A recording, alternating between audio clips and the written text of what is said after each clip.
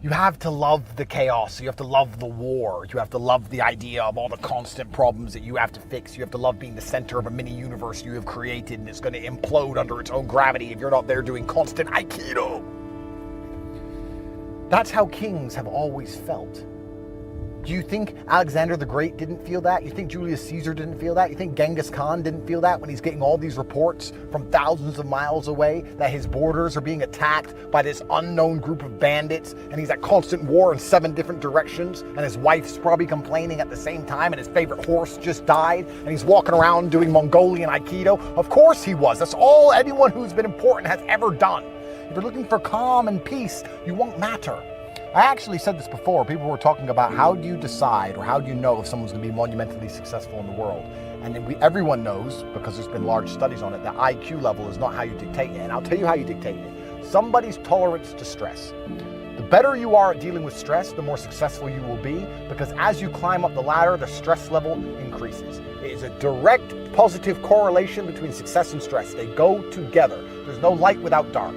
The more money you're paid, the more important you are, the bigger your problems. They said it, more money, more problems. It goes together.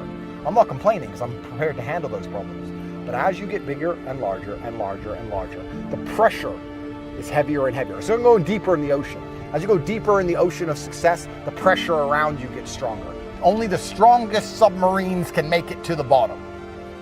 None of that ocean gate garbage. Mr. fucking plywood. No, most of you are made of plywood. Or you try and blag it, you try and put it together cheap. Wonder why you get crushed at the bottom. You have to build your hull, build your skills, build your network, learn Aikido. Decide to become the kind of person who adopts as many problems that he can solve as possible, so once they're all solved, he reaps the rewards and builds a fantastically large empire with so much money he can't possibly spend it, internationally renowned and respected. Decide to be the guy who's never had a day off gym for an entire year. You know, I haven't had a rest day from the gym in years. Every day I train. Every day. People talk about how your muscles don't grow unless you're resting. I don't care. I go every day because I go to teach myself a lesson. And I don't want to go, and it's boring, and I'm busy, and every single day I still go, so I learn about discipline and pain and suffering. Even at my old age, with my long, difficult life, I'm still going to the gym every day to punish myself and show God that I am motivated and disciplined, and no matter what happens, I will not miss a single gym session ever. 1,000 push-ups a day in jail.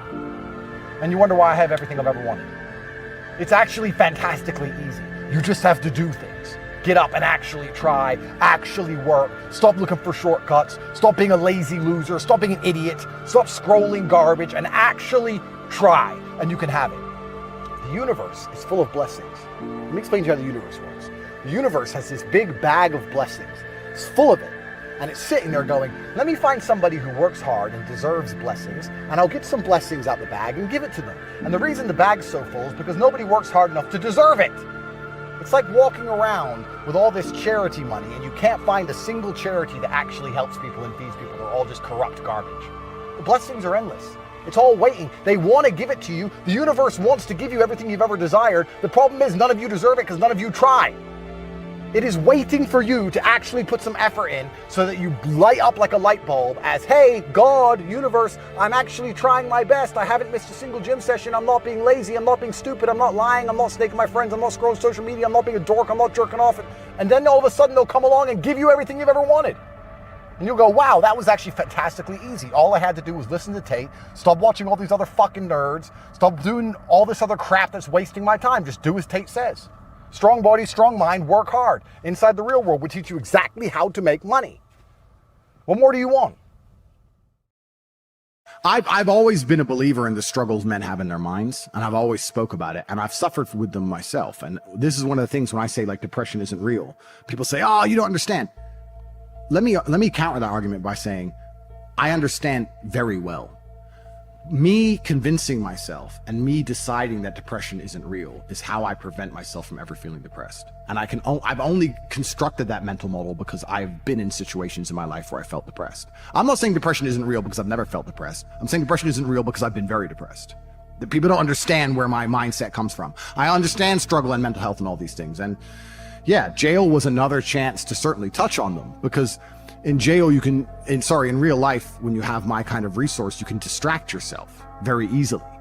If you're sitting around and feel a bit mopey, if I'm sitting here and I'm a bit like, I can literally make a phone call and in 45 minutes be in the air on my way to anywhere on the planet with whoever I want to do anything I want.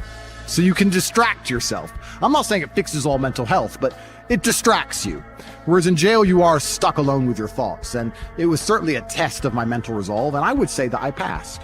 I did well. There was never a day where I broke down. There was never a day where I couldn't handle it. There was never a day where I was, I wasn't polite to the staff. I was very nice to everybody. There was never a day I couldn't hack it. It was certainly a test. And also, Tristan said this. I don't want to take his words, but he's true. You go through life telling everyone you're the baddest motherfucker there is. Sooner or later, someone's going to test you. You walk in the pub and you say, I'm the hardest man there is. Sooner or later, someone's going to fight you. Sooner or later. And life's like that. You want to be the top G and you want to go through life and say, I'm the top G. Then God's going to say, well, we're going to see if you deserve to call yourself the top G or not. We're going to put you in a Romanian jail cell. And we're going to leave you there to rot. You're not going to know how long you're in there for. And the biggest mindfuck is I thought I was going to be in there for years. I had no idea. Everyone's telling me years. I thought I was going to be in there for years. So maybe God was just he was watching me and he was having a look and saying, you want to call yourself top G? Let's see. And I like to think I passed that test. So it is what it is. But yeah, I agree with you. In terms of mental struggles, yeah, they exist for all men. And I also think that's one of the reasons I'm so large. I talk about those things a lot. I talk about those things a lot with men and I help men with them. And I try and say to men overall that life as a man is pretty shit. And you're going to feel shit for a pretty large percentage of the time. But you're only going to ever escape that if you just perform regardless. You have to perform when you feel bad. As a man, you can't say, I will perform when I feel good. It doesn't work that way because our heads are too complicated and life's too complicated. There's too much on our shoulders and we have too much stress and too much pressure. Our heads are fucked. You have to be the kind of person who says, I perform regardless. I didn't miss a single day's training. I didn't miss a please. I didn't miss a thank you. I'm not saying I was happy. I'm saying I did exactly what I was supposed to do. The worst thing about prison, I think, for everybody else, because there's a lot of men in there who were crying, a lot of men who were having mental breakdowns, I think it is the problem I didn't have, which is knowing that if you're a normal man, you go to jail, and they just pick you up and you go to jail. Who pays the rent? Who's feeding your kids? Who's your wife sleeping with? Life gets hard for all the external things you could no longer control, things that were your responsibility. I was lucky I didn't have those problems, and when I spoke to people, most people's issues were things that were happening on the outside, and I felt really good knowing that my life is set up in a way where even if I'm plucked from it, it operates. And I set that up because I thought they were going to kill me. Even to this day, if they shoot me right now, everyone around, everything would be okay. I don't have to exist for my life to function. So that was fantastic about jail.